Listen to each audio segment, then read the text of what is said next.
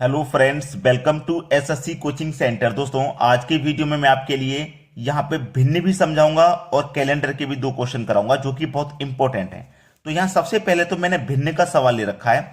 यहाँ बड़ी भिन्न पूछेगा, छोटी पूछेगा, या भिन्नों का आरोही क्रम पूछेगा या अवरोही क्रम पूछेगा, यही चीजें पूछी जाती हैं।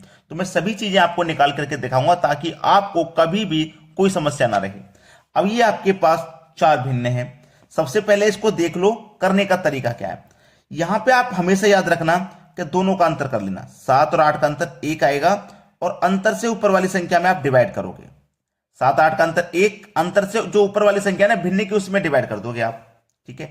5 और 6 का अंतर 1, अंतर से ऊपर वाली संख्या में डिवाइड कर दोगे। 6 और 9 का अंतर 3, अंतर से ऊपर वाली संख्या में डिवाइड कर दोगे। 12 और 13 का अंतर 1, अंतर से ऊपर वाली संख्या में आप डिवाइड कर दोगे। चलो, अगर मैं यहां 1 से डिवाइड करता हूं 7 में तो 7 आ जाएगा। 1 से 5 में डिवाइड करता हूं 5 आ जाएगा। ये 3 से डिवाइड करूंगा 2 आ जाएगा। 1 से डिवाइड कर दूंगा 12 आ जाएगा।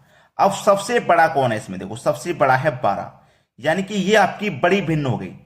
ठीक है, सबसे बड़ा जो निकल के आया है वो बड़ी भिन्न, और जो सबसे छोटा निकल के आया वो छोटी भिन्न, यानी कि सबसे बड़ी भिन्न हो जाएगी 12/13। 12/13 ये सबसे बड़ी भिन्न है। और 2 निकल के आया मतलब 6/9, ये छोटी भिन्न है। ठीक है, आराम से पता कर लोगे, कभी दूसरे वीडियो की तरफ जाना ही नहीं पड़ेगा। मैं आपको ऐसी ट्रिक बता रहा हूं। तो आपने बड़ी भिन्न भी पता कर ली, छोटी भिन्न भी पता कर ली।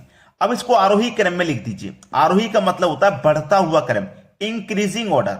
ठीक है, तो इंक्रीजिंग ऑर्डर में क्या करते हैं, पहले लिखेंगे सबसे छोटी।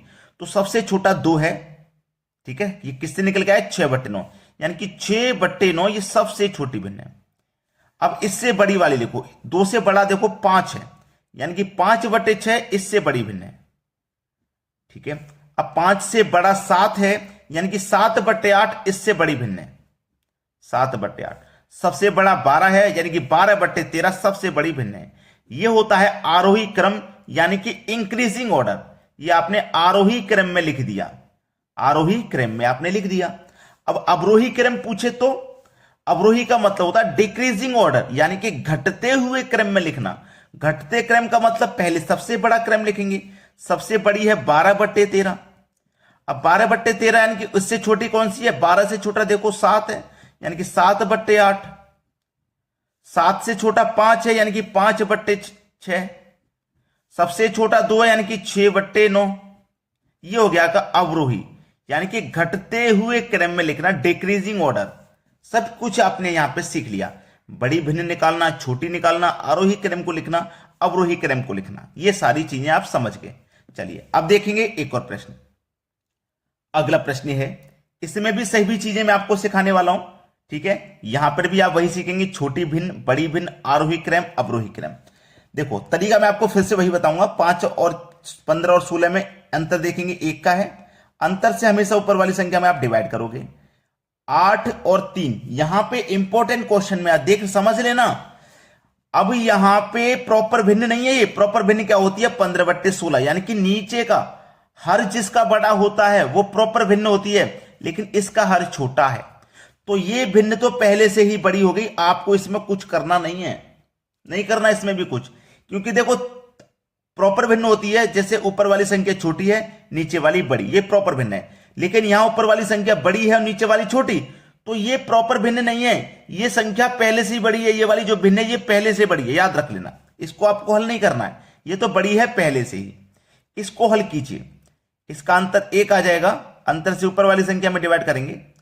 और इसका 7 8 का अंतर 1, अंतर से ऊपर वाली संख्या में डिवाइड। देखो, 1 से 15 में डिवाइड दूंगा 15, 1 से 11 में डिवाइड दूंगा 11, 1 से 7 में डिवाइड दूंगा 7। इसको हटा दीजिए, ये सबसे बड़ी भिन्न है पहले से ही। ठीक है, सबसे बड़ी। अब छोटी भिन्न कौन सी है भाई? छोटा मान 7 है, तो इसका मतलब देखो 15 11 7 में छोटा मान 7 है, तो ये छोटी भिन्न हो जाएगी 7/8। ये छोटी भिन्न है। अब छोटी भिन्न भी पता लग गई, बड़ी भिन्न भी पता लग गई। अब आरोही क्रम में अवरोही में लिखना। आरोही मतलब बढ़ते हुए क्रम में, इंक्रीजिंग ऑर्डर। सबसे छोटा लिखो, सबसे छोटा 7, यानी कि 7/8 सबसे छोटी भिन्न है। 7 से बड़ा 11, यानी कि 11/12 है। 11 से बड़ा 15, यानी कि 15/16। और सबसे बड़ी तो ये है 8/3। अब ये क्या हो गया आपका? ये हो गया आपका आरोही क्रम। बढ़ते हुए क्रम में लिखा आपने आरोही क्रम यानी कि इंक्रीजिंग ऑर्डर। अब लिखिए डिक्रीजिंग ऑर्डर में यानी कि अवरोही क्रम में सबसे पहले बड़ी संख्या लिखते हैं। 8/3 आपका सबसे बड़ा है, इससे छोटा फिर 15/16 है, ठीक है, फिर से छोटा 11/12 है, सबसे छोटा 7/8 है। ये हो गया आपका अवरोही क्रम। अवरोही मतलब डिक्रीजिंग ऑर्डर, ठीक है। इंक्रीजिंग ऑर्डर में भी लिख दिया, डिक्रीजिंग ऑर्डर में भी लिख दिया, बड़ी संख्या भी देख लिया और छोटी संख्या भी हमको इसमें पता लग गई। चलिए अब देखेंगे अगला प्रश्न। अगला प्रश्न है, यहां पे 5/6 है तो दोनों का अंतर कीजिए आप, 1 आ जाएगा।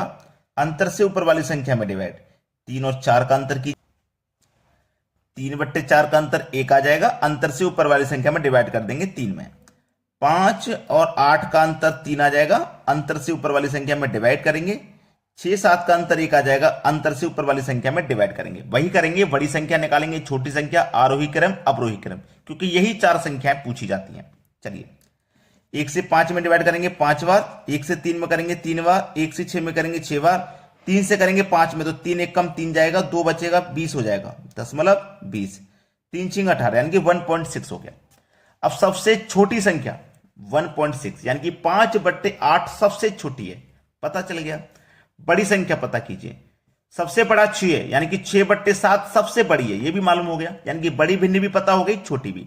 ये क्या है, छोटी भिन्न, ये क्या है, बड़ी भिन्न, ठीक है, पता लग गई। अब आरोही क्रम में लिखिए यानी कि बढ़ते हुए क्रम में लिखिए, यानी कि सबसे छोटा 5/8, 5/8 सबसे छोटा, इससे बड़ा 3 यानी कि 3/4, इससे बड़ा 5 यानी कि 5/6, सबसे बड़ा 6/7।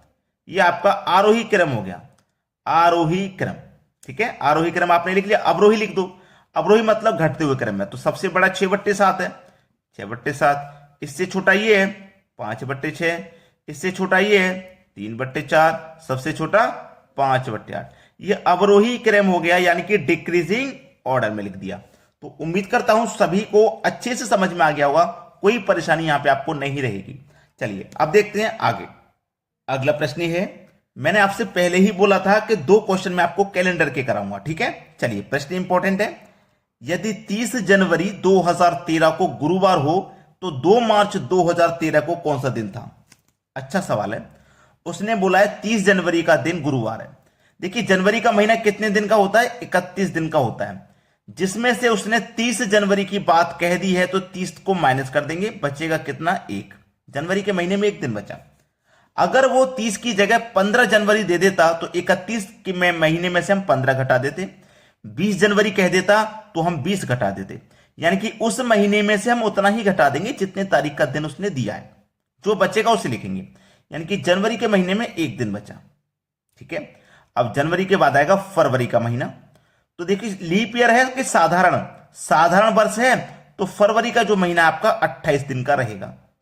उसके बाद आ जाइए आगे, मार्च का पूछा है, मार्च का पूछा है, कितने मार्च का, केवल 2 मार्च का, तो 2 तक ही जाएंगे, आगे तो जाना नहीं है। 2 मार्च का पूछा है, 2 तक जाना है, जोड़ दीजिए 28 और 2 30 और 1 31।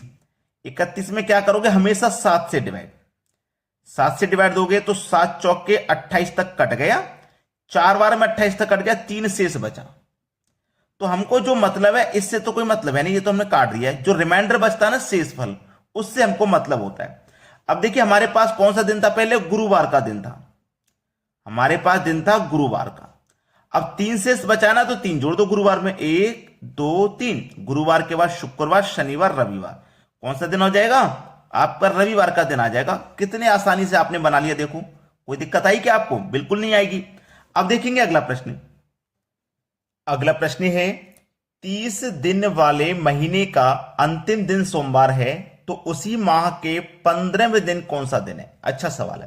देखो 30 दिन वाले महीने का अंतिम दिन का मतलब 30वां दिन सोमवार है, ठीक है, 30वां दिन सोमवार है।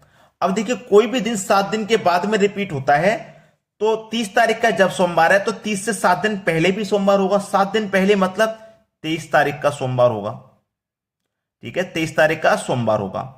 अब 23 तारीख का सोमवार है, फिर से 7 दिन पहले सोमवार होगा, फिर से 7 दिन पहले सोमवार होगा, तो 7 दिन पहले मतलब 16 तारीख का सोमवार होगा, ठीक है, 16 तारीख का सोमवार होगा। अब देखिए 16 तारीख का जब सोमवार है, यानी कि उसने पूछा है 15 का, तो 15वें दिन कौन सा होगा भाई?